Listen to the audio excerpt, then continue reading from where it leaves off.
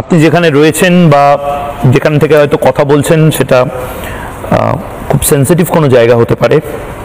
আমি জানি না যে আপনি ভালো আছেন, সুস্থ আছেন না,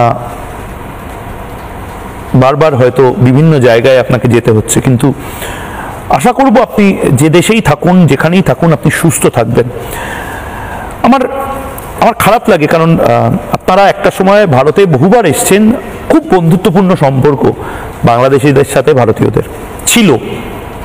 আমি জানি না এখন কি অবস্থা, সেই সম্পর্কটা কোথায় গিয়ে কি দাঁড়াবে।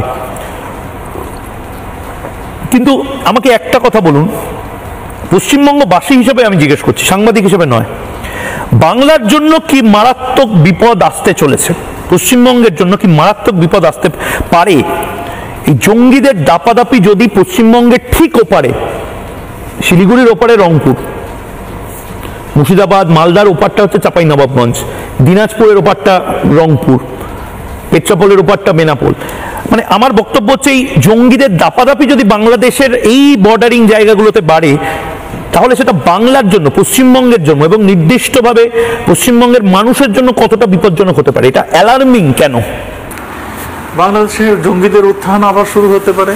যেভাবে বাংলাদেশকে একটা জঙ্গির দেশে পরিণত করার জন্য যে একটা প্রচেষ্টা ছিল, সেইটা আবার হতে পারে। সেখানে আবারও সেই রক্তক্ষরণ হতে পারে। এবং এটা আমাদের ইন্ডিয়া পার্শ্ববর্তী দেশ, ইন্ডিয়ার মানে আমাদের জঙ্গিরা মাঝে মাঝে দেখি ইন্ডিয়াতেও এসে প্রবেশ করে, এবং ইন্ডিয়া থেকে যে আমাদের এখানে প্রবেশ করতো, সেইটা আমাদের দুই দেশের মধ্যে পুলিশের একটা সমঝোতা হতে আমরা কিন্তু সেইগুলি বন্ধ করে দিয়েছিলাম। আমাদের এখানে যত বিচ্ছিন্নতাবাদীরা যে আমাদের দেশে যারা আশ্রয় নিয়েছিল, আমাদের দেশে মানে আমাদের আওয়ামী লীগের আগে যারা এই দেশের থেকে আপনাদের দেশকে মানে অস্থির করে রাখতো, বিচ্ছিন্নতার একটা প্রয়াস নিয়েছিল, সেগুলো আমরা গুড়িয়ে দিয়েছিলাম। সেগুলি সব কিছু মিলেই আমরা যখন শেষ করে দিয়েছিলাম, আমরা মানে ইন্ডিয়াকে আমরা ভারতকে মনে করতাম যে আমাদের মানে বিশ্বস্ত বন্ধু। আমাদের সবসময় মানে আমাদের স্বাধীনতার শুরুর থেকে এই পর্যন্ত আমরা ইন্ডিয়ার সমস্ত ধরনের সহযোগিতা আমরা যখন প্রয়োজন তখনই পেয়েছি।